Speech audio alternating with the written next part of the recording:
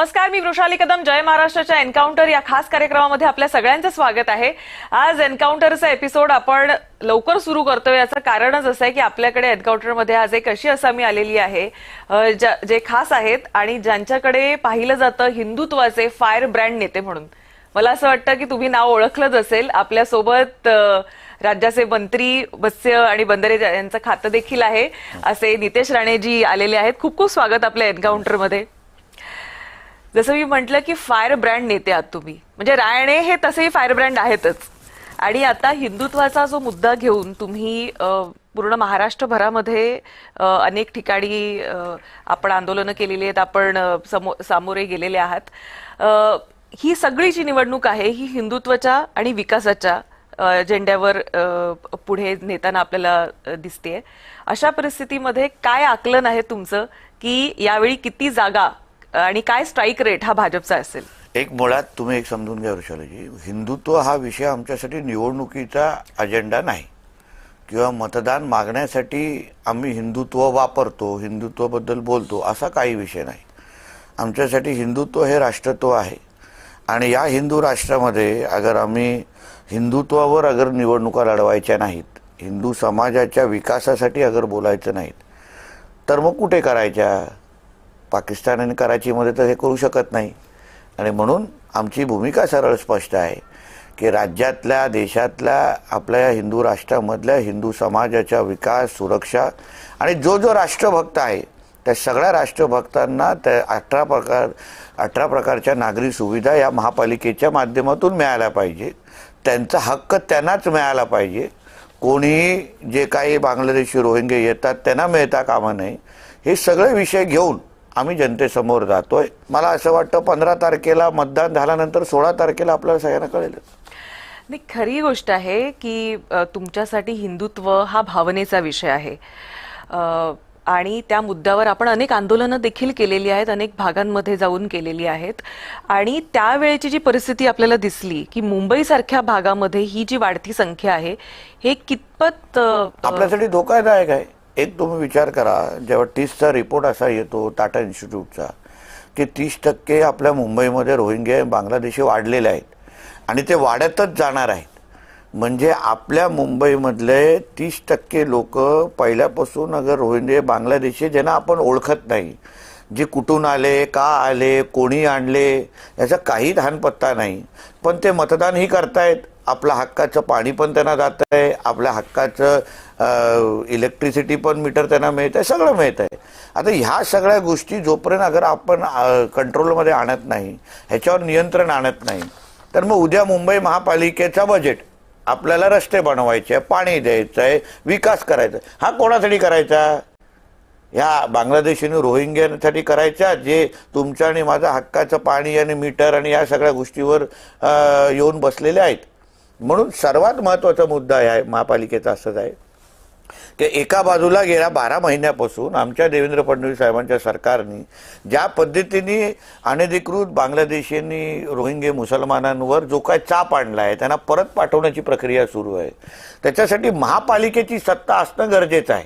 कारण का त्यांना जेव्हा शहरामध्ये आणलं जातं, सर्वात पहिलं त्यांना राहण्याचं घर दिलं जातं, त्यांना पाण्याचं कनेक्शन दिलं जातं, त्यांना इलेक्ट्रिसिटीचं मीटर दिलं जातं. या सगळ्या परवानग्या ज्या दिल्या जातात त्या महापालिकेच्या माध्यमातून केलं जातं. जे काही अनधिकृत मदार, अनधिकृत मस्जिदी बांधले जातात आपल्या महापालिकेच्या रिझर्व्ह प्लॉटवर, ते अधिकार पण वॉर्ड ऑफिसर आणि महापालिकेचेच आहेत. आणि म्हणून महापालिकेच्या मध्ये हिंदू समाजाचा जय श्रीराम म्हणणारा, आय लव्ह महादेव म्हणणारा महापौर तिथे बसावा, हे पहिल्यापासून आमची भूमिका असल्यामुळे त्या दिशेने आम्ही चालतोय. बरं, एन्काउंटर याच कार्यक्रमामध्ये उभाठाचे अनिल परब हे देखील आले होते आणि त्यांचं असं म्हणणं होतं की काय हरकत आहे आम्ही खानाला महापौर केलं तर, आमचा शिवसैनिक येतो, आम्ही त्याला करणार महापौर. हो, त्यांना मग मला असं वाटतं त्यांच्या पाकिस्तानमध्ये अब्बाकडे त्याला पाठवायला लागेल आम्हाला. कारण का आमच्या मुंबईमध्ये तर आम्ही हे व्हायला कधीच देणार नाही. कारण का जिथे जिथे या जिहादी मानसिकतेचे लोक सत्तेवर बसलेले आहेत, तुम्ही न्यूयॉर्कची अवस्था बघा, तुम्ही लंडनची अवस्था बघा, युरोपमधले असंख्य शहरं आज तिथे हिंदूंना अक्षरशः जाळलं जात आहे, संपवलं जात आहे. बांगलादेशची अवस्था बघा काय चालली आहे. जिथे जिथे हे जिहादी जाऊन मुख्य खुर्चीवर बसलेले आहेत तिथे त्यांनी हिंदूंना संपवलेले आहेत. आश्चर्य असं वाटतं की हिंदू हृदय सम्राट बाळासाहेब ठाकरे जे कडवट हिंदुत्ववादी होते त्यांच्याच पक्षाचा, आता त्यांचं असं म्हणणं आहे की बाबा आम्ही बाळासाहेबांचे विचाराचे वारसदार आहेत. हे बाळासाहेबांचे विचार कधीच नव्हते. 39 वर्ष आमचे वडील शिवसेनेमध्ये होते. बाळासाहेबांसारखा जहाल आणि कडवट हिंदुत्ववादी मला नाही वाटत देशामध्ये कोणच होता. आणि त्यांच्या पक्षात त्यांच्या तालमीतला तयार झालेला एक कार्यकर्ता जेव्हा म्हणतो की मुंबईमध्ये अगर मुसलमान महापौर बसला तर काय हरकत आहे, म्हणजे आहे ना हिंदू महापौर बसला तर त्यांना मिरची लागते, पण मुसलमान महापौर बसला, बुरकेवाली महापौर बसली त्यांना काही हरकत नाही. हाच विषय घेऊन तर आम्ही मुंबईकरांकडे चाललो आहे. ही धोक्याची घंटा आहे. उद्या त्या रशीद मामू सारखे लोक, मुलतानी सारखे लोक, जे लोक आज बॉम्बलास्ट सारखे असंख्य गोष्टीमध्ये आज त्यांचा सहभाग होता, ते उद्या निवडणुका लढायला लागल्यात ना ऋषालीजी. मग ही मुंबई काय आपली राहत नाही. मुंबईमध्ये असलेल्या गणेश चतुर्थीच्या मिरवणुका बंद होतील, तिथे सणासुदी हिंदूंचे बंद होऊन जातील. तुम्ही तुमच्या घराच्या बाहेर पण जय श्रीराम म्हणू शकत नाहीत. हिंदू म्हणून या मुंबईमध्ये आपलं अस्तित्व काय राहील ह्याचा विचार करून मला असं वाटतं 15 तारखेकडे पाहिलं पाहिजे. कारण हे जे काय समोरचे आहेत, तुम्ही सांगा जेव्हा वारिस पठाण म्हणतो की बाबा मी बुरखेवालीला महापौर बनवणार, तेव्हा उबाटावाले बोलतात, तेव्हा ठाकरेवाले बोलतात, कोणच बोलत नाहीत. पण जेव्हा कृपाशंकर सिंग बोलतात की बाबा मी उत्तर भारतीयाला बसवणार, तर लगेच त्यांची मिरची लागते. मुंबईचा महापौर जसा आमच्या देवेंद्रजींनी स्पष्ट केलेला आहे तो मराठीत होणार, हिंदूच होणार आणि महायुतीचाच होणार. पण आपल्याला ह्यांचं षडयंत्र ओळखायला आलं पाहिजे असं मताचं मी आहे. पण हे सगळं होत असताना एकीकडे ठाकरे असं म्हणतात की ते मराठीसाठी एकत्र आलेत, मराठी माणसासाठी एकत्र आलेत. कसं बघताय? हो, तर मराठी माणसासाठी एकत्र, मराठी भाषेसाठी तुम्ही एकत्र आलेत ना, तर जावा त्या बहिरामपाड्यामध्ये, जावा त्या नलबजारमध्ये आणि तिथे सांगा त्या गोलटोपी दाढीवाल्यांना सांगा बाबा तुम्ही मराठी बोला. मदरसामध्ये जाऊन सांगा मराठी बोला. उद्याची सकाळची अजान ही मराठीमध्येच झाली पाहिजे हे जाऊन सांगा ना त्या मस्जिदीच्या इमानाला. हा हिंमत तुमच्यामध्ये. नुसतं हे मराठीचा मुद्दा हिंदू मतांमध्ये फूट पाडण्यासाठी तुम्हाला गरीब हिंदूला कानफडेत मारायची आणि त्याला सांगायचे मराठी बोल. पण जाऊन कधी त्या नलबाजारमध्ये मोहम्मद अली रोडमध्ये जाऊन उभं राहून सांगायचं नाही की कलचे इधर सब लोग मराठी बोलण्याची. हा हिंमत तेवढी आमच्या बाळासाहेबांमध्ये होती. ह्या लोकांना फक्त हिंदूंमध्ये फूट पाडण्यासाठी या जिहाद्यांनी या दोन्ही ठाकरे बंधूंना सुपारी दिलेली आहे असा माझा थेट आरोप आहे.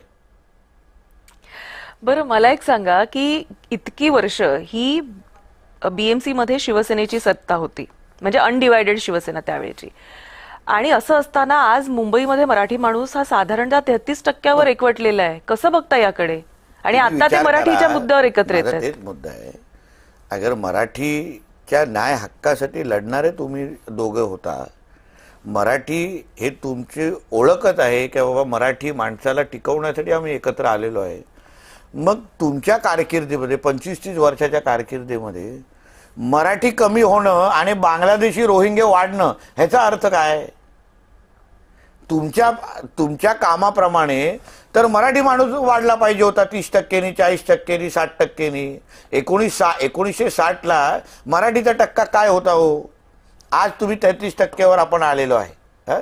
त्याच्या विरुद्ध बांगलादेशी रोहिंग्या मुसलमान वाढतायत, 30%ने वाढतायत, उद्या 50%ने वाढतील. उद्या आपण हिंदू म्हणून या मुंबईमध्ये अल्पसंख्याक झालो तर काय करणार तुम्ही? तेव्हा या ठाकरेंना कुठे शोधायला बसणार? हे जाऊन बसणार लंडनला. तेव्हा हे लोक आपल्याला येणार पण नाही भेटायला इथे. म्हणून हा विषय हिंदू समाजाने ह्याच्यावर फार विचारपूर्वक या निवडणुकीकडे पाहिलं पाहिजे. हिंदू म्हणून आपलं जे अस्तित्व आहे, आज भारतीय जनता पक्ष महायुती म्हणून आम्ही जे लढवतोय, आज आम्ही महाराष्ट्रातला मुंबईतला हिंदू समाज ह्याला सुरक्षित ठेवणं, ह्याचा विकास करणं हा आमचा मेन मुद्दा आहे. जेव्हा लोकसभेची निवडणुकीचा निकाल आला, उद्धव ठाकरेच्या प्रत्येक मुंबईतल्या उमेदवाराच्या मिरवणुकीमध्ये पाकिस्तान जिंदाबादचे नारे दिले गेले, हिरवा गुलाल उडवला गेला, सर तंच जुदाचे नारे दिले गेले. आता उद्या अगर ह्यांच्या ह्या मराठीच्या षडयंत्रामध्ये अगर आपण फसलो तो 16 तारखेला मुंबईच्या गली गलीमध्ये तुम्हाला सांगतो प्रत्येक वॉर्डमध्ये सर तन से जुदा आणि अल्लाह अकबरचे नारे तुम्हाला ऐकायला मिळणार आणि तुम्ही काही करू शकणार नाही. आता हे रस्त्यावर येऊन शुक्रवारचे नमाज पडायला सुरू केले ना, उद्या तुमच्या या वेस्टर्न एक्सप्रेस हायवेवर नमाज पडतील, तुम्ही काही करू शकणार नाही. तुमच्या घराच्या बाहेर येऊन शुक्रवारची नमाज पडतील, तुम्ही काही करू शकणार नाही. कारण सगळे अधिकार महापालिके म्हणून तुम्ही त्यांना एकदा या मराठीच्या नावाने अगर तुम्ही फसून देऊन टाकले तर उद्या तुमच्या हातातून सत्ता गेल्यानंतर ऋषालीजी तुम्ही यांच्या काही करू शकणार नाही. जसं महाराष्ट्रातल्या हिंदू समाजाने भूमिका घेतली, मग हिंदू म्हणजे त्याच्या मराठी पण आहे ना, मराठी आहे, गुजराती आहे, मारवाडी आहे, सगळे आपण लोक त्याच्या हिंदू म्हणूनच आहोत ना आम्ही. म्हणजे काय मराठी हिंदू नाही आहे का? तो काय वेगळा आहे का? पण जे जे हिंदू आहेत त्यांनी एकत्र मिळून या जिहाद्यांना थांबवण्यासाठी, या पाकिस्तान जिंदाबाद बोलणाऱ्या लोकांना थांबवण्यासाठी आपण एकत्र आलंच पाहिजे. पण ह्या सगळ्यामध्ये खरं तर एक माहोल बनवला जात होता की राज ठाकरे, उद्धव ठाकरे बऱ्याच वर्षांनी, 20 वर्षांनी एकत्र आलेत बंधू. मुळात या एकत्रीकरणाकडे आपण कसं बघता? आणि असं वाटत होतं की आता हे दोघे एकत्र आले त्यामुळे डबल पॉवर किंवा डबल धमाका होईल आणि प्रचाराचा एक सुसाट प्रचार सुरू होईल, तसं दिसत नाहीये. कोणी एकत्र यावं कोणी नाही यावं हा त्यांचा मूलभूत त्यांचा कुटुंबाचा विषय आहे. पण एकत्र कुठल्या निमित्ताने कुठल्या मुद्द्यावर येतात हे महत्वाचं आहे. एका बाजूला जेव्हा राज ठाकरे साहेब आपल्या महाकुंभमध्ये गेलेल्या लोकांची खिल्ली उडवतात, दुसऱ्या बाजूला हे आमचे उद्धव ठाकरे ह्यांचं तर राजकीय धर्मांतरच झालेलं आहे. ते आता हिंदू राहिलेलेच नाही आहे, त्यांना तर आम्ही जिहाद हृदय सम्राट बोलतो. ह्या दोघं जेव्हा एकत्र येतात तेव्हा हिंदू मतांमध्ये विभाजन कसं करणं हा त्यांचा एकमेव मुद्दा आहे. म्हणून तर बघा ना, त्यांच्याकडे मुद्देच नाही आहेत. मराठी माणूस हा बोलून तुम्ही हिंदूंमध्ये सगळं फूट पाडून तुम्ही त्यांचं घाणेरडं राजकारणच करता, दुसरं काहीच नाही आहे. म्हणूनच तुम्ही जिथे जिथे जाता त्याला प्रतिसाद कुठे भेटतोय? सभा कुठे होत आहेत? फिरतात कुठे एकत्र आहेत? नुसतं शाखांमध्ये जाऊन मी चॅलेंज करतो तुमच्या चॅनलवर, आदित्य ठाकरेला मुंबईच्या 15 शाखा प्रमुखांचं नाव पेपरमध्ये न वाचता घ्यायला सांगा. आमच्या बाळासाहेबांना प्रत्येक शाखा प्रमुखाचं गटप्रमुखाचं नाव माहिती होतं. ह्याला स्वतःच्या वरळी मतदारसंघामध्ये त्यांच्या शाखा प्रमुखांची नावं माहीत नाही. आणि अशा वेळी जेव्हा शाखेतला शिवसैनिक हा रस्त्यावर उतरून प्रचार करायला पाहिजे तेव्हा हे शाखेना भेट देत बसले आहेत. कधी आयुष्यभरच्या शाखेमध्ये गेले नाहीत. शिवसैनिक कसे राहतात, काय खातात, कुठलं कोण कसे ते शाखा सांभाळतात कधी बघायचं नाही. पण जेव्हा स्वतःचा स्वार्थ असेल तर उद्धव ठाकरे ह्या शाखेमध्ये गेले, ही काय बातमी झाली? पक्षप्रमुख शाखेमध्ये नाही जाणार तर मग काय पार्लरमध्ये जाणार काय? पण म्हणजे कुठेतरी असं वाटतं का तुम्हाला की जेव्हा शाखेमध्ये नेता येत असतो तेव्हा तिकडचे जे शाखा प्रमुख असतात ते तामझाम मध्ये व्यस्त राहतात? म्हणजे एकीकडे खरं तर त्या लोकांना प्रचारामध्ये व्यस्त करणं हे बरं आहे, आम्ही तक्रार नाही करत. मी उद्धवजींना तुमच्या चॅनलच्या माध्यमातून सांगतो, सगळ्या शाखेमध्ये जावा, सगळ्या शिवसैनिकांना ब्लॉक करत बसा. कारण ते जेवढ्या शिवसैनिकांना ते 2, 4, 5, 6, 7 तास गुंतून ठेवतील ना, तोपर्यंत आम्ही आमच्या भारतीय जनता पक्ष महायुतीचा प्रचार अतिशय उत्तम करू, काही चिंता नाही. उद्धव ठाकरे हा जसा राहुल गांधी हा भारतीय जनता पक्षासाठी राष्ट्रीय पातळीवर फायदेशीर आहे ना, तसं उद्धव ठाकरे आणि आदित्य ठाकरे महाराष्ट्रातल्या भारतीय जनता पक्ष आणि महायुतीचे अत्यंत फायद्याचे आहे. आमचा प्रचार प्रमुखच आहे तो. मग अजून काय पाहिजे? जेवढ्यांदा तोंड उघडेल, जेवढ्यांदा शाखेमध्ये जाईल, आमची मतं वाढतायत. बरं, मला एक सांगा की ते म्हणतात की कोस्टल रोड आम्ही केला, बसचं तिकीट आम्ही कमी केलं, एफडी आम्ही वाढवल्या, कसं बघता? हो बरोबर ना, बांगलादेशी रोहिंगे पण त्यांनीच वाढवले. बाळासाहेबांच्या विचारांना तिलांजली पण ह्यांनीच दिली. आता कोस्टल रोड हे 2014 ते 19 मध्ये जेव्हा आदरणीय मुख्यमंत्री देवेंद्र फडणवीस साहेब होते तेव्हा सगळ्या परवानग्या कोस्टल रोडच्या देवेंद्र फडणवीसांनी आणल्या. हे एवढे बोलताना नमक हराम आहेत उद्धव ठाकरे. जेव्हा कोस्टल रोडचं भूमिपूजन मुख्यमंत्री असताना, देवेंद्रजी असताना, त्यांना साधं बोलवलं पण नाही, स्वतः जाऊन भूमिपूजन करून मोकळे झाले. ज्या देवेंद्र फडणवीस साहेबांनी तुमच्या मातोश्री 2चे सगळे परवानग्या तुम्हाला आणून दिल्या, मिळून दिल्या, ज्या देवेंद्र फडणवीस साहेबांनी तुमच्या वडिलांचं स्मारक हे शिवाजी पार्कमध्ये जे काय स्मारकाची कमिटी पासून सगळ्या परवानग्या ह्याच फडणवीस साहेबांनी मुख्यमंत्री असताना तुम्हाला मिळून दिल्या, तुम्हाला एवढी लाज वाटली नाही की त्यांना कोस्टल रोडच्या भूमिपूजनासाठी मुख्यमंत्री असताना त्यांनी बोलवलं पाहिजे? तुम्ही परस्पर जाता. हे काय मातोश्रीचं भूमिपूजन आहे का बंगला बांधत असताना, की स्वतःच जायचं, स्वतःच कुदळं मारायची आणि स्वतःच गाणं म्हणायचं आणि घरी यायचं? एवढं सोपं नाही ते. म्हणून कोस्टल रोड असेल, मेट्रोच्या लाईन असेल, मेट्रोच्या जाळं असेल, मुंबईमध्ये इन्फ्रास्ट्रक्चर मॅन म्हणून आमच्या देवेंद्र फडणवीस साहेबांना ओळखतात आणि म्हणून मुंबईकरांना चांगलं माहिती आहे कोणी केलेलं आहे. आम्हाला काय बॅनर लावून दाखवायची गरज नाही, हो आहे आम्हीच केलं. मुंबईचे वाट उद्धव ठाकरेंनीच लावली, हे लाव, बॅनर लावा आणि मोकळे व्हा. पण बॅनरबाजी सध्या चालू आहे. हो, कारण का सांगायला लागतं ना वृषाजी, हे आम्ही केलेलं आहे, आम्हाला सांगायला गरज नाही. कोस्टल रोडवरून जाणारा प्रत्येक व्यक्तीला माहिती आहे की हे देवेंद्र फडणवीसजींनी केलेलं आहे, महायुतीच्या सरकारने केलेलं आहे. त्याच्यामध्ये उद्धव ठाकरेचं काही योगदान नाही, काही योगदान नाही.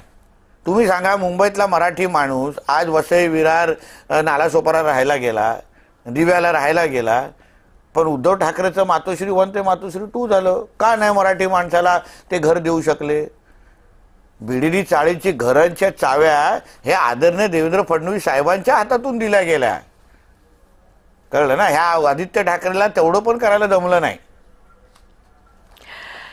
पण आपण नुकतंच पाहिलेलं की जेव्हा दोन बंधू एकत्र आले आणि बेस्टची निवडणूक, ते म्हणतात की मी बेस्ट मध्ये आम्ही तिकीट दर कमी केले, असं केलं, एवढं नवीन बसेस आणल्या, हे केलं. पण बेस्टची जेव्हा निवडणूक झाली तेव्हा मात्र त्यांना खातं नाही 100% मराठी माणूसच होता आणि ते पण ती बॅलेटवर झाली. बॅलेट घ्या ओमलणारे, बॅलेटवर होणारी निवडणूक, मराठी 100% मराठी माणसं त्याच्यात. मग काय मराठी माणसाने तुम्हाला मदत केली? कारण मराठी माणसाला पण माहिती आहे मराठी माणूस आज मुंबईमध्ये टक्का कमी झालाय ना, ते पाप या ठाकरेंचं आहे. बाळासाहेब ठाकरेंना च्या नंतर हे लोक ते विचार पुढे घेऊन जाऊ शकले नाही. उद्धव ठाकरेंचा बाजार मांडलेला मुंबई महापालिकेमध्ये, बाजार मांडलेला त्यांच्या मातोश्रीमध्ये असलेल्या लावलेल्या ते जे काय खातात पासून जे काय कपडे लॉन्ड्रीला देतात ते सगळे मुंबई महापालिकेच्या पैशावरून आहे. आणि हे पुरावे सकट आहे. त्यांना पाहिजे तर कधी एन्काउंटरमध्ये बोलवा, तोंडाने एन्काउंटर करून टाकतो त्यांचं. तुम्ही चॅलेंज देताय उद्धव ठाकरेंना की या समोरासमोर येऊ नाही शकत? मला माहिती आहे येऊ नाही शकत, कारण त्यांना माहिती आहे की 39 वर्ष जेवढं सन्मान्य राणे साहेबांनी, ठाकरे साहेब, बाळासाहेबांची सेवा केली, ताकद दिली, आम्हाला यांच्या सगळे अंडीपिल्ली माहिती आहेत. हे काय मुंबईवर प्रेम करतात, किती मुंबईसाठी ह्या लोकांना खरंच जिव्हाळा आहे, आम्हाला माहिती आहे. खरं तर ह्यावेळी काँग्रेस सुद्धा त्यांच्यापासून दूर गेलेली आहे. तुम्हाला वाटतं की काँग्रेसने डोकं ठेवून हा निर्णय घेतला? मला असं वाटतं मॅच फिक्सिंग आहे ती. जसं विधानसभेला हे लोक नंतर भारतीय जनता पक्ष आणि शिवसेनेला क्लिअर मॅन्डेट 2019ला दिलं होतं, देवेंद्र फडणवीस साहेबांच्या नावाने दिलं होतं, तरी हा नंतर उद्धव ठाकरेंनी जाऊन काँग्रेसबरोबर हात मिळवणी केली. मी तुम्हाला आज जबाबदारीने सांगतो की ह्या ठाकरे बंधूंना एकत्र येण्यामध्ये सर्वात मोठं नुकसान हे राजसाहेब ठाकरेंचं आहे. कारण उद्धव ठाकरेंचं खरं प्रेम हे काँग्रेस बरोबर आहे.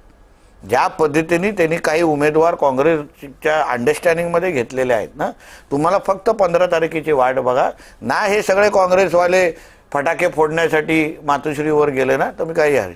पण त्यांना 50 सीट्स दिल्यात त्यांनी. कोणाला? मनसेला. हा ठीक आहे, पण ते त्यांच्या मर्जीचे दिले आहेत का? जिंकणारे दिले आहेत का? मग संतोष दुरी सारखे लोक बाहेर निघाले नसते? संदीप देशपांडेजी सारख्या चांगल्या कार्यकर्त्याला त्यांनी प्रक्रियेच्या बाहेर ठेवलं नसतं?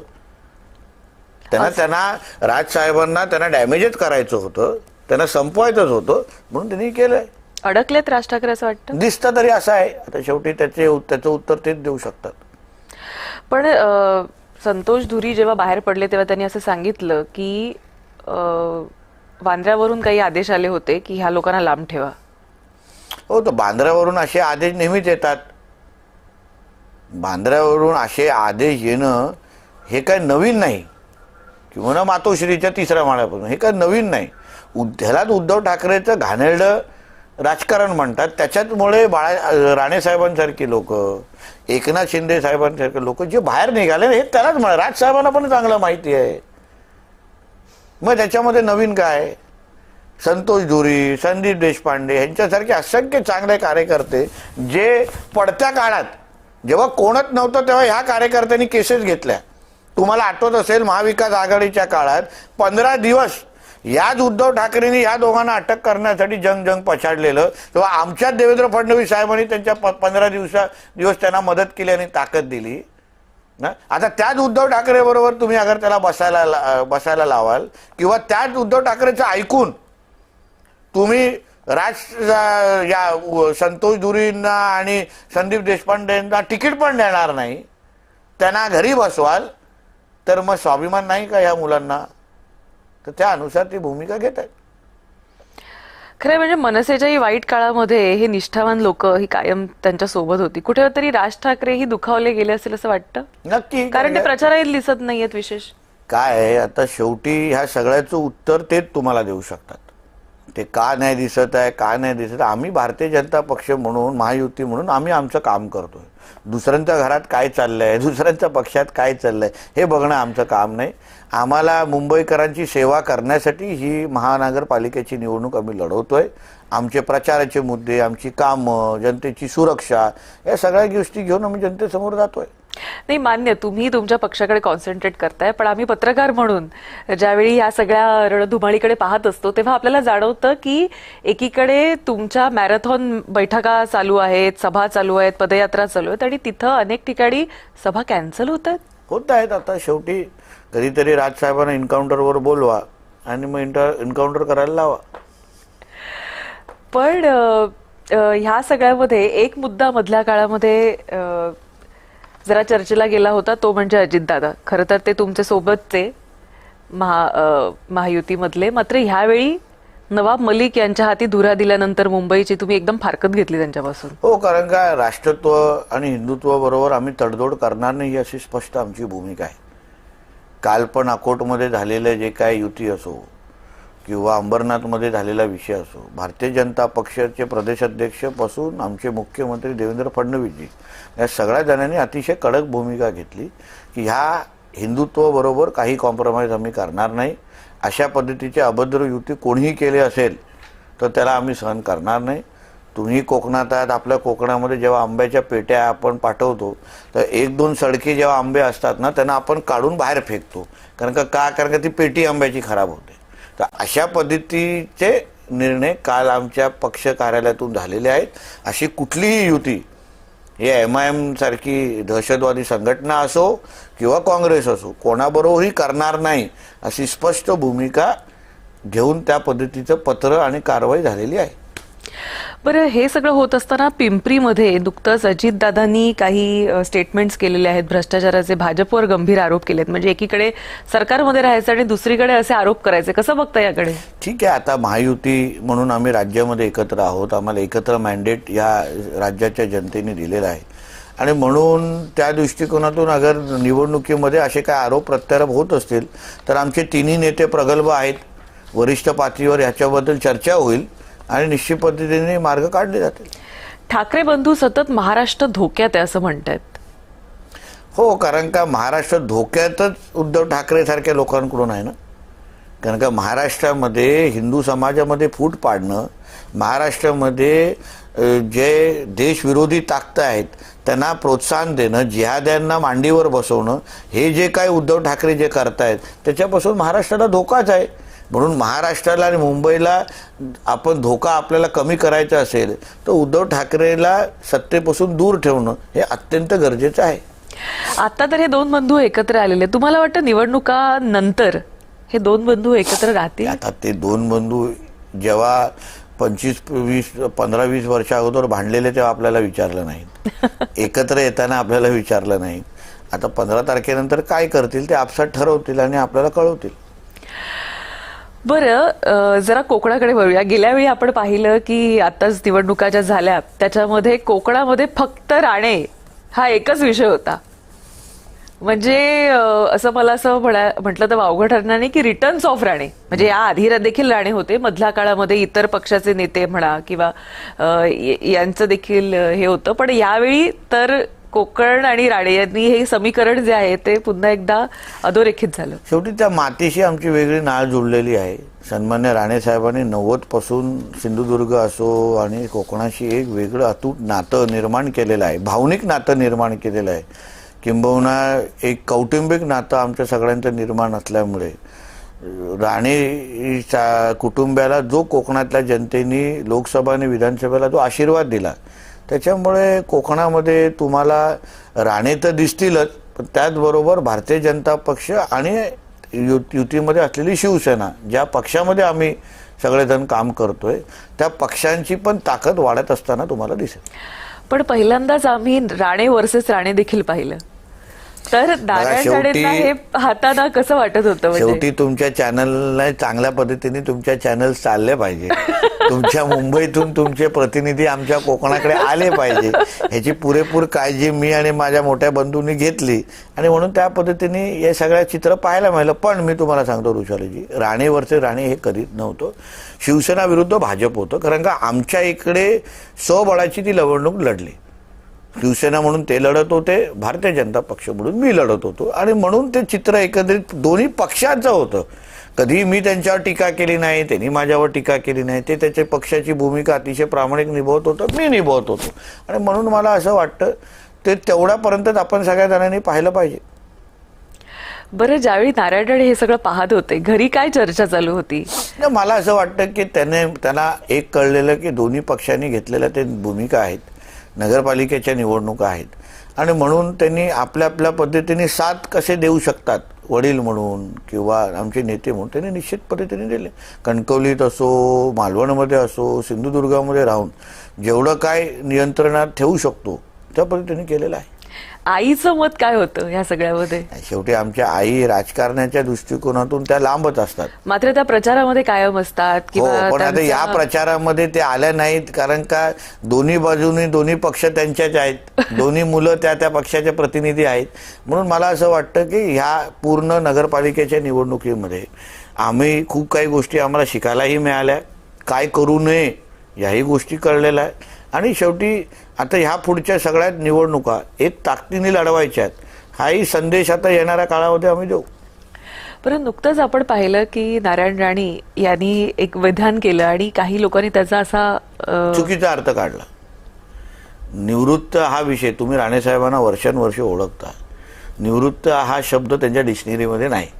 आजही ते 10-12 तास काम करतात, लोकांमध्ये वावरत असतात, आणि म्हणून जनसेवेचा एवढा मोठा वसा त्यांनी हातात घेतला असल्यामुळे निवृत्त हा शब्द पण जवळपास त्यांचा नाही, आणि मुळामध्ये त्यांनी ती भावनाही व्यक्त केली नव्हती. पण तो म्हणजे चुकीचा अर्थ काढला गेला असल्यामुळे लोकांनी त्या वेगवेगळ्या स्टोऱ्या त्याच्यातून तयार केल्या. नाही, पण जसं आम्ही पाहिलेलं आहे राणे साहेबांना, मला असं वाटतं की त्यांच्यातली जी फायर आहे ती आम्ही तुमच्या दोघांमध्ये देखील बघतो, तुमच्या भाषणांमध्ये पाहतो. तर त्यामुळे आणि लोकसेवेची जी भावना आहे त्यांची, ती आजही मला असं वाटतं की ते दिल्लीत असो, कोकणात असो, मुंबईत असो, सातत्याने म्हणजे 24 तास लोकांच्या बद्दल विचार करणं. आज ही कोकणामध्ये त्यांनी एक मोठी गौशाळा बांधलेली आहे, हॉस्पिटल आहेत, मेडिकल कॉलेज आहेत, इंजिनिअरिंग कॉलेज आहेत. कोकण हे त्यांच्यासाठी कुटुंब आहे, आणि कुटुंबाची जशी काळजी ते घेतात तशीच कोकणातल्या प्रत्येक व्यक्तीची, मग तो जवळचा असो, लांबचा असो, कुठल्याही पक्षाचा असो, कोकणातला म्हटलं तर राणेसाहेब त्यांना मदत करणार, अशी ती भावना असल्यामुळे तो सातत्याने आणि वर्षानुवर्ष चालणारी ती प्रक्रिया आहे. मला असं वाटतं की बऱ्याचदा असं राणे कुटुंबियांकडून असं पाहिलं जातं की एखादी बातमी दिसली की कोणाला मदत हवी आहे, किंवा तुम्ही देखील मधल्या काळामध्ये एका व्यक्तीनं सांगितलं होतं की माझ्याकडे पैसे नाही आहेत आणि मला कन्व्हर्ट व्हावं लागेल, तर त्यावेळी तत्काळ तुमच्यातलं ते सॉफ्ट हार्ट दिसून मुळात येतं एक लक्षात घ्या रुसालीजी, आपण राजकारणामध्ये जे येतो ते समाजकारणामध्ये आणि समाजामध्ये मदत करण्यासाठी हे राजकारण करायचं असतं, पदं मिळवायची असतात. आज मी आमदार आहे, मंत्री आहे, माझ्या खात्याअंतर्गत असलेल्या असंख्य मच्छीमार बांधवांना मदत मी कसं करू शकतो, बंदर विकासच्या माध्यमातून रोजगार निर्मिती कशी करू शकतो, हा दृष्टिकोन ठेवून आम्ही 24 तास काम करणारे आम्ही कार्यकर्ते आहोत. आम्हाला आमच्यासाठी राजकारण समाजकारण ही पार्ट टाइम नोकरी नाही 9 ते 5 करण्याची. आम्ही दिवसातले 24 तास जिथे जिथे शक्य असेल, ज्याने पण आमची मदत पाहिजे असेल, ज्यांना पण मदतीसाठी जे पण आम्हाला संपर्क करतात त्यांना खाली हात पाठवायचे नाही, ही भूमिका किंवा हे संस्कार जे राणे साहेबांनी आम्हाला दिलेले आहेत त्याप्रमाणे आम्ही काम करतो. मला असं वाटतं की ठाकरेंची सुद्धा तिसरी पिढी आता प्रचार करतेय किंवा आता एकत्रित त्यांनी प्रेझेंटेशन केलं, पाहिलं का तुम्ही ते प्रेझेंटेशन? कसं वाटतं? हो, कार्टून नेटवर्क बघायचं मी बंद केलेलं आहे, आता ते वय नाही असं आहे. तर म्हणून मी मुलाला विचारून सांगेन कसं वाटलं तुला, 2 नवीन कार्टून आलेले आहेत ते तुला कसे वाटले हे मुलाला विचारून सांग. पण सोशल मीडियावर भारी ते नंतर त्याचे अनेक मीम्स फिरत होते.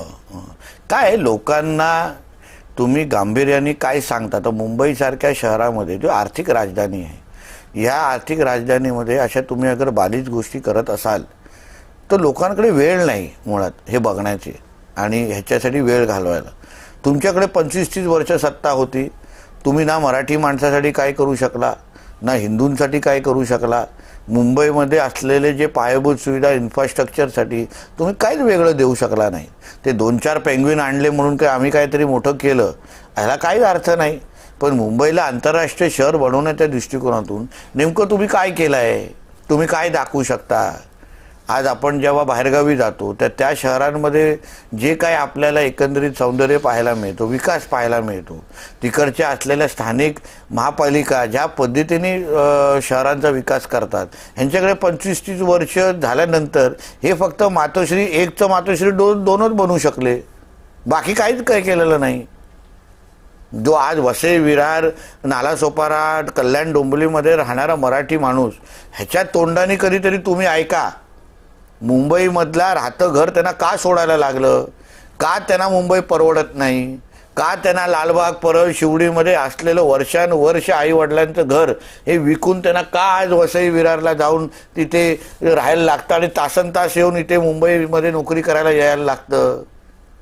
एक दिवस आदित्य ठाकरे कुठेतरी मेट्रोतून गेला तर म्हणजे तिथे बातमी होती, पण तासनतास प्रवास करून वसई विरारपासून जो सकाळी जो माझा मुंबईतला पहिला राहणारा जो माणूस तो आज 4-4, 5-5 तासाचा प्रवास करून 2-2, 3-3 तासाचा प्रवास करून धक्के खाऊन मुंबईमध्ये पोचतो, त्याला कधी विचारा मुंबई कशी आहे आणि मुंबईबद्दल काय मत आहे, तो रोज तोंडाने ठाकरेंचा एन्काउंटर करून टाकेल. नाही, ही गोष्ट खरी आहे. आणि तुमच्या म्हणजे जे आपण एक वक्तृत्व म्हणतो, जसं आम्ही नारायण राणेंची भाषणं गाजायची, तर मला असं वाटतं की ज्यावेळी तुम्ही राजकारणात आलात त्यानंतर तुमची पण भाषणं जी होती ती फार गाजायला लागली, मुद्दे तुमचे गाजायला लागले. मला वाटतं अनेक BMC रिलेटेड स्कॅम्स ह्या काळामध्ये तुम्ही स्वतः बाहेर काढले होते. हे सगळं पाहता आता जेव्हा तुम्ही लोकांसमोर जाताय पक्षाचा अजेंडा घेऊन किंवा निवडणुकीमध्ये प्रचारासाठी, काय तुम्हाला वाटतं की यावेळी भाजप काय वेगळं घेऊन येईल की जे भारतीय जनता पक्ष महायुती, बघा आम्ही केंद्रात आणि राज्यात सत्तेमध्ये आहोत. केंद्रामध्ये देशाचे नेतृत्व नरेंद्र मोदीजी करतायत, राज्यामध्ये देवेंद्र फडणवीसजी करतायत. मुंबईला आंतरराष्ट्रीय दर्जाचे शहर बनवायचं असेल, मुंबईला सुरक्षित ठेवायचे असेल तर सगळेचे सगळे अधिकार, सगळीची सगळी ताकद ही महायुती आणि भारतीय जनता पक्षाकडे आहे.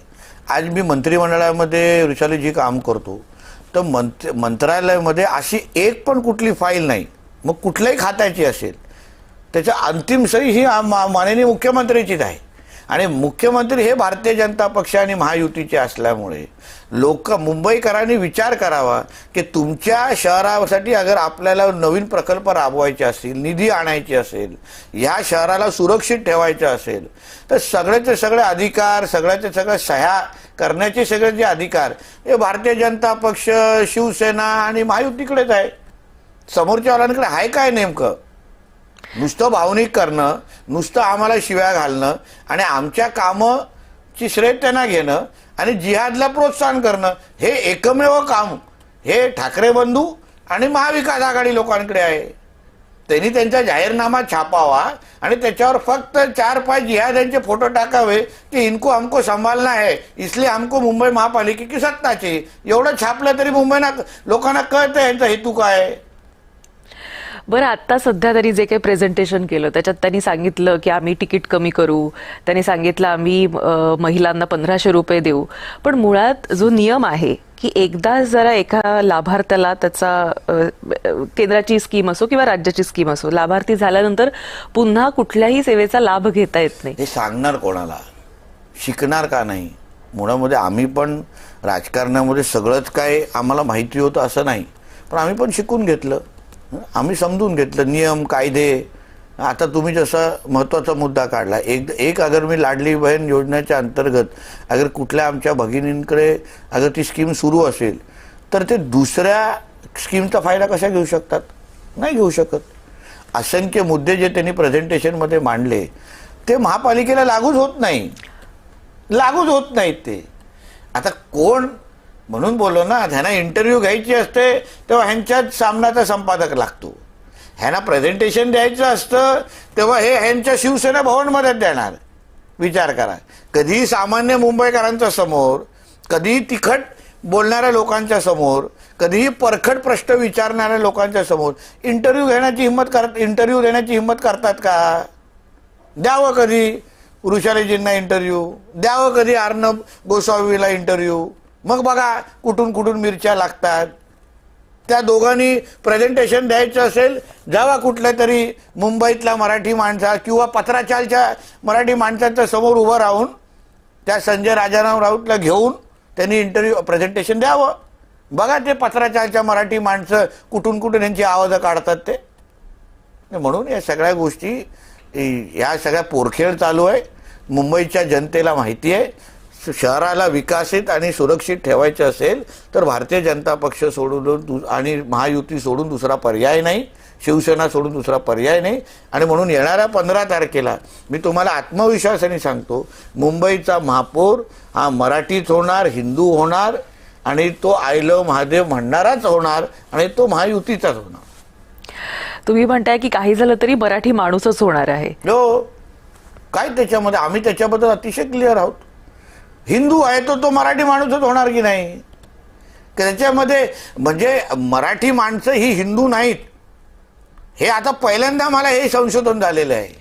जसं ठाकरे मुंबईकर आहेत हे सर्वात मोठा प्रश्नचिन्ह आहे, तर ते मूळ मुंबईकर आणि महाराष्ट्राचे नाहीच आहेत, मध्य प्रदेशवरून आलेले आहेत. पण ते म्हणतात आम्ही हिंदू आहोत, हिंदी नाही. कुठल्या त्या राज्यातून आलेले ते म्हणतात आम्ही हिंदी नाही, आम्ही हिंदू आहोत. हो, पण आम्ही पण हिंदू आहोत, उर्दू नाही. उद्धव ठाकरेच्या काळात बंद झालेल्या मराठी शाळांची संख्या तुम्ही बघा आणि सुरू झालेल्या उर्दू शाळांची संख्या बघा. उद्धव ठाकरेच्या काळात कधी नाही तर पहिलं उर्दू भवन हे भायखळा परिसरामध्ये उभं राहत होतं कौशल्य विकासाच्या जागेवर. आमच्या मंगलप्रसाद लोढाजी मंत्री झाले आणि त्यांनी ते कॅन्सल केलं आणि कौशल्य विकासासाठी ते केंद्र आता बनवतायत. ते नाही तर मुंबईमधलं पहिलं उर्दू भवन सुरू करण्याचं पाप या उद्धव ठाकरेचं होतं. म्हणून तो बोललो ना आम्ही हिंदू आहोत, उर्दू नाही.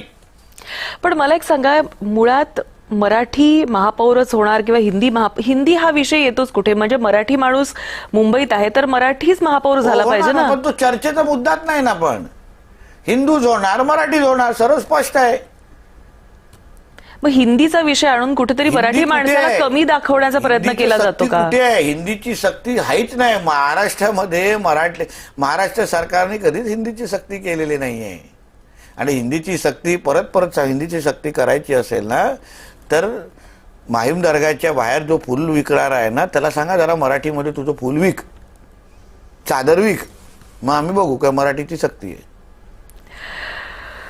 नक्कीच मला असं वाटतं की तुम्ही हिंदुत्वाचे फायर ब्रँड नेते आहात आणि ते तुमच्या बोलण्यातून सतत म्हणजे आम्हाला सगळ्यांना जाणवत असतं. तुम्ही आज इतक्या लोकांमध्ये जाता, लोकांमध्ये तुमची क्रेज आहे, तुम्ही महाराष्ट्राचे क्राऊड पुलर नेते म्हणून आपली एक वेगळी ओळख आता बनवताय. अनेक ठिकाणी तुमच्या सभा या तुडुंब भरलेल्या आम्ही पाहतो.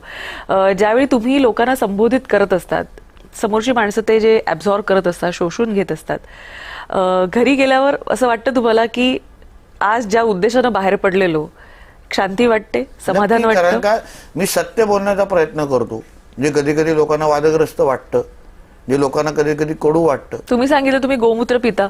हो पिता, कारण का ते आरोग्यासाठी अतिशय चांगलं आहे, खरंच चांगलं आहे. खरंच आणि पिता. असंख्य ज्या राष्ट्रीय स्वयंसेवक संघाच्या काही गौशाळा ज्या महाराष्ट्रात चालतात ते अशा पद्धतीचे प्रोडक्ट बनवतात जे आरोग्यासाठी अतिशय चांगलेले आहेत. आणि म्हणून त्याच्यामध्ये काही लपवण्याचा प्रकारच नाही, काहीच प्रकार नाही.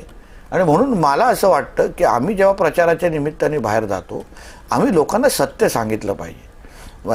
वृषालीजी, 15 जानेवारी 2026 हा जी मतदानाची तारीख आहे ना, ती आपल्या सगळ्यांच्या आयुष्यामध्ये, मुंबईकरांच्या आयुष्यामध्ये एकदाच येणार आहे, परत येणार नाही.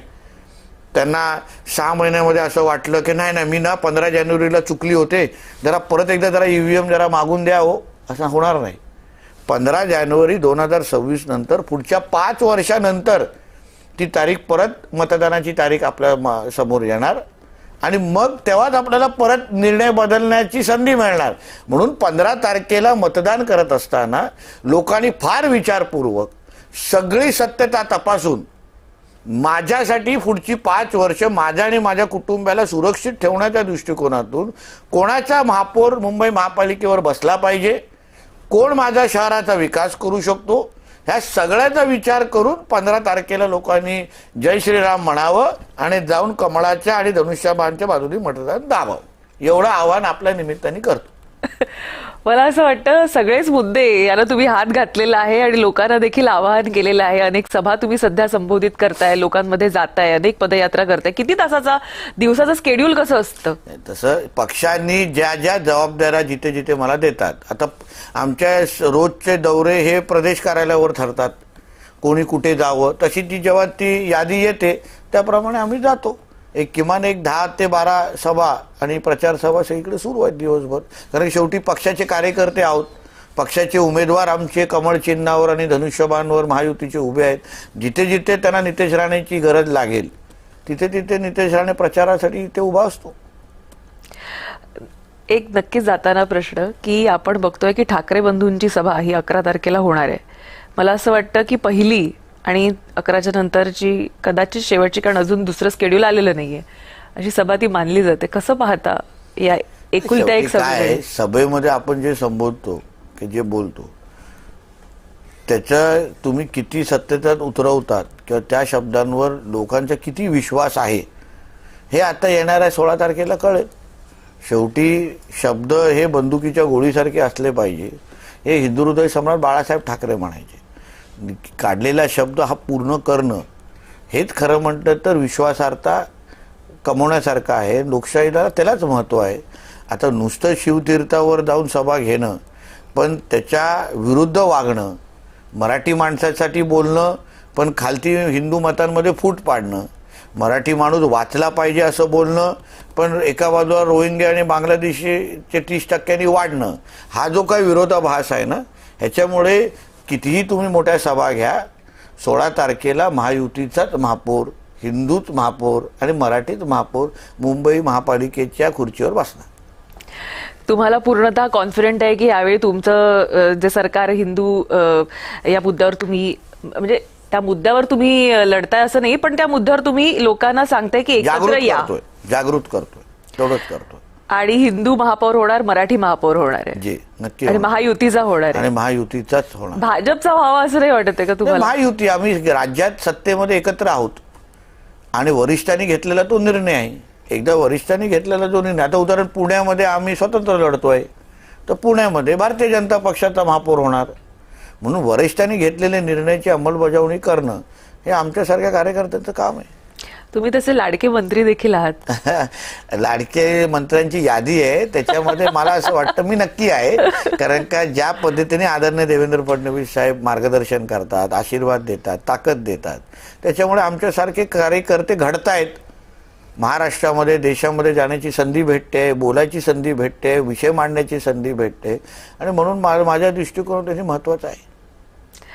नक्कीच. तर तुम्ही लाडक्या जनतेला आता सांगताय की यावेळी जागृत व्हा आणि 15 तारखेची तारीख लक्षात ठेवा आणि जय श्रीराम म्हणणारा खुर्चीवर बसवा. खूप खूप धन्यवाद. खरं तर आज आपण वेळ दिलात आम्हाला. आपल्या अनेक प्रचार सभा आहेत आणि या नंतर देखील अनेक रॅलीजना आपण संबोधित करणार आहात. असंच स्केड्यूल तुमचं आहे आणि तुमच्या पुढच्या वाटचालीसाठी धन्यवाद. आपल्याला अनेक शुभेच्छा. आज मनापासून तुम्ही धन्यवाद. आम्हाला वेळ दिलात त्याबद्दल आपले अनेक आभार. खूप खूप शुभेच्छा.